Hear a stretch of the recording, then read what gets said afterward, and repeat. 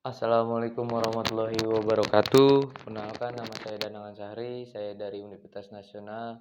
Di sini saya akan mempresentasikan tentang materi UAS. Di sini saya akan membawai Museum Bahari.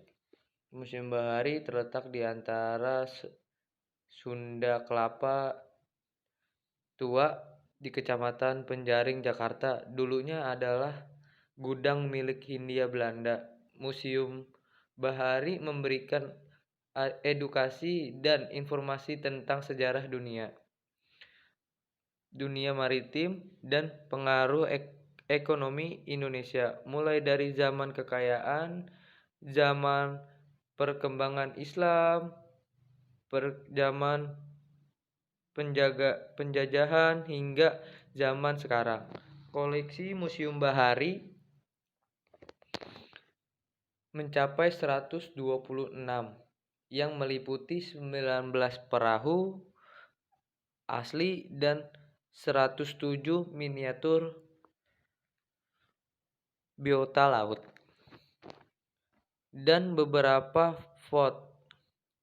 Meski Museum Bahari memiliki banyak koleksi maritim, Museum Bahari kekurangan peminat. Meski peminatnya kurang, paling tidak Museum Bahari tetap mendapatkan penghasilan dari orang-orang yang berfoto prewedding atau pembuatan video klip di tempat ini. Sejarah Museum Bahari. Masa penjajahan yang ada di Indonesia menyisakan berbagai macam peninggalan, terutama dalam wujud arsitektur bangunan. Salah satu fungsi bangunan yang cukup penting pada masa tersebut adalah gudang penyimpanan rempah-rempah. Para penjajah datang ke Indonesia, salah satunya adalah untuk mengambil hasil rempah-rempah yang ada di Indonesia. Yang dihasilkan dari Indonesia sebagai negara yang menghasilkan rempah-rempah terbesar, hasil rempah-rempah berikut diekspos ke mancanegara. Rempah-rempah disimpan dalam satu tempat atau gudang penyimpanan pelabuhan. Hal ini untuk memudahkan akses penyimpanan. Museum Bahari adalah pembangunan yang dialihfungsikan dari gudang penyimpanan rempah-rempah peninggalan zaman penjajahan dan dijadikan bangunan museum yang berisi dengan barang-barang kelautan. Gudang Museum Bahari semulanya adalah gudang yang berisi untuk menyimpan dan meletakkan hasil bumi seperti rempah-rempah yang merupakan kemudi utama OCC yang sangat laris di pasaran Eropa. VOC membangun gedung ini secara bertahap sejak 1650 hingga 1759, tepatnya di Jalan Pasar Ikan, Jakarta Utara. Menghadap Teluk Jakarta, di sebelah kanan tak jauh dari gedung induk dibangun menara. Sekarang dikenal dengan nama Menara Shah Bador, dibangun tahun 1839 untuk proses administrasi keluar masuknya kapal sekaligus pusat pengawasan laut dan daratan sekitar. Bangunan yang berdiri persis di samping Muara Ciliwung ini memiliki dua sisi barat, dikenal dengan sebutan Westzeetparkhuizen atau Gudang Barat, dibangun secara tertutup mulai tahun 1652 sampai 1771. Dan sisi timur disebut Ostzeetparkhuizen atau Gudang Timur. Gudang Barat terdiri dari 4 unit bangsuran dan 3 unit diantaranya yang sekarang digunakan sebagai Museum Bahari. Gedung Museum Bahari ini sudah mengalami beberapa perubahan. Tahun perubahan itu dapat dilihat dari pintu-pintu masuk diantaranya tahun 1718, 1719, dan 1771. Pada masa penduduk Jepang, tepatnya ketika Perang Dunia II, Perang Dunia meletus 1939 dan 1945. Gudang tersebut menjadikan tempat logistik peralatan militer terutama Nippon. Setelah Indonesia merdeka, difungsikan untuk gudang logistik PLN. Pada 1976, kompleks gedung ini diserahkan kepada pemerintah DKI Jakarta yang kemudian dipersilakan sebagai sebuah museum, yaitu Museum Bahari. Diresmikan pada 7 Juli 1997. Koleksi yang disimpan terdiri dari perahu tradisional, aneka bentuk, gaya dan ragam hias hingga kapal zaman VOC. Koleksi Museum Bahari. Koleksi Museum Bahari cukup banyak. Model kapal unik milik Hindia Belanda dan meriam. Ada juga model dari Kepulauan Seribu yang dulunya digunakan sebagai tempat reparasi kapal milik Belanda.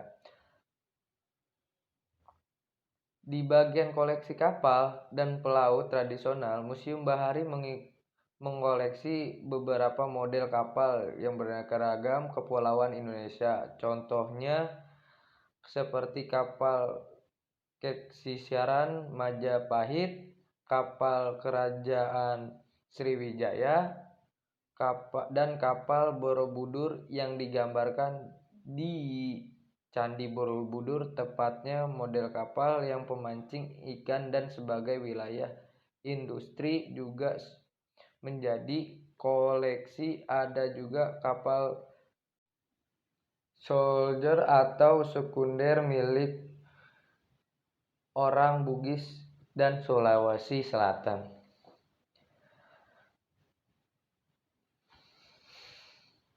Sekunyar adalah kapal layar yang memiliki 2 atau lebih tiang kapal yang di depan lebih kecil dan tiang kapal yang utama. Kapal ini mulai digunakan tahun 1800-an dan menggunakan mulai ramai pada tahun 1850 dan 1900-an. Pembagian Museum Bahari. Museum Bahari dibagi menjadi 7 kategori. Pertama, pameran nelayan dan alat-alatnya. Yang kedua adalah peralatan dan koleksi pengoper ikan seperti jaring, bubu, dan pancing. Ketiga yaitu pembuatan kapal tradisional. Koleksi yang dipamerkan yaitu alat-alat untuk membuat kapal. Keempat, ruang hewan dan tumbuhan laut. Yang kelima yaitu pameran pelabuhan Jakarta.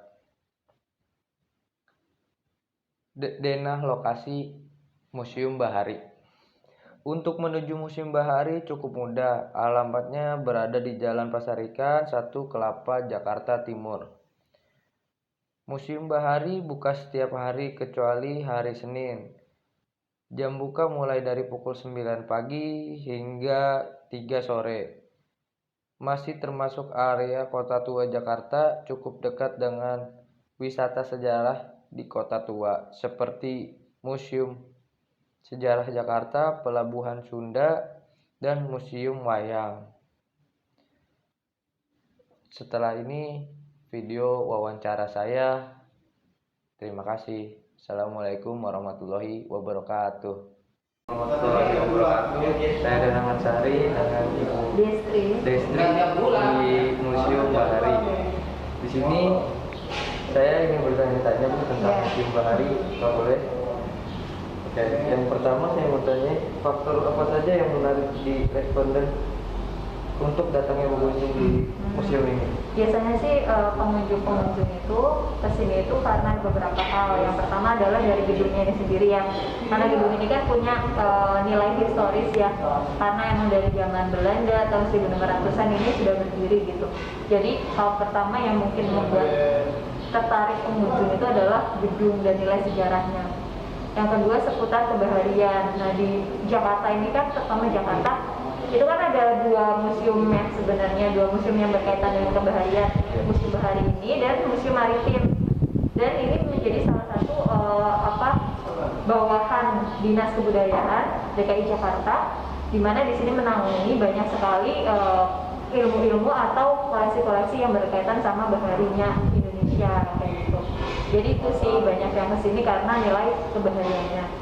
Yang ketiga adalah nilai estetik, karena bangunan ini kan bisa dilihat ya, jendela-jendelanya itu punya nilai estetik tersendiri gitu, dan itu bisa menarik pengunjung untuk foto-foto, priwet dan lain sebagainya. Itu sih.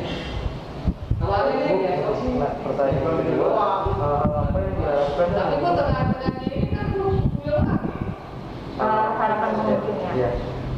Banyak sih pengunjung yang berharap koleksi-koleksi di museum ini tetap terjaga gitu. Apalagi ini kan banyak sekali barang-barang yang unik gitu kan, terutama seputar kebaharian, dan tentunya gedungnya harus dijaga betul karena memang ini peninggalan dari zaman-zaman dahulu ya. Jadi itu sih harapan pengunjung. Yang ketiga, harapan Ibu untuk museum ini saat pandemi gimana Bu? Nah, harapannya sih museum tetap eksis ya di sosial media, apalagi zaman-zaman pandemi seperti ini kan sosial media ini lagi booming-boomingnya ya, banyak hal bisa di-share di sosial media. Dan harapan kami sih Museum Bahari tetap bisa kita explore gitu kan, seputar kesejarahan, pengetahuan dan lain sebagainya di media sosial gitu. Apalagi sekarang kita lagi gencar juga mengembangkan koleksi-koleksi Bahari dan seputar kebaharian itu di media sosial Instagram Museum Bahari. Yang terakhir nih Bu, pertanyaannya, bagaimana cara mempromosikan museum dengan keadaan seperti ini? Nah itu tadi yang saya bilang tadi kan, kita lagi gencarin di sosial media ya, otomatis kita terus mempromosikan hal-hal yang berkaitan dengan kebaharian, budaya-budaya Jakarta juga yang berkaitan dengan kebaharian itu di sosial media, entah itu lewat foto-foto ataupun podcast yang dikembangkan oleh Museum Bahari itu sendiri, bisa dilihat di Instagramnya. Terus ada beberapa video-video yang mengangkat seputar kebaharian. Itu sih kita lebih ke Instagram sekarang. Untuk ini Bu, koleksinya ada apa aja Bu? Nah kalau untuk koleksi kita banyak, ada nih perahu-perahu tradisional asli Indonesia. Terus ada replika-replika kapal-kapal yang dari Indonesia, ada juga yang dari luar gitu kan, sama ada ikan-ikan, sama manekin-manekin yang berkaitan dengan masuknya bangsa asing ke wilayah Indonesia. Baik Bu, terima kasih ya, atas wawancaranya.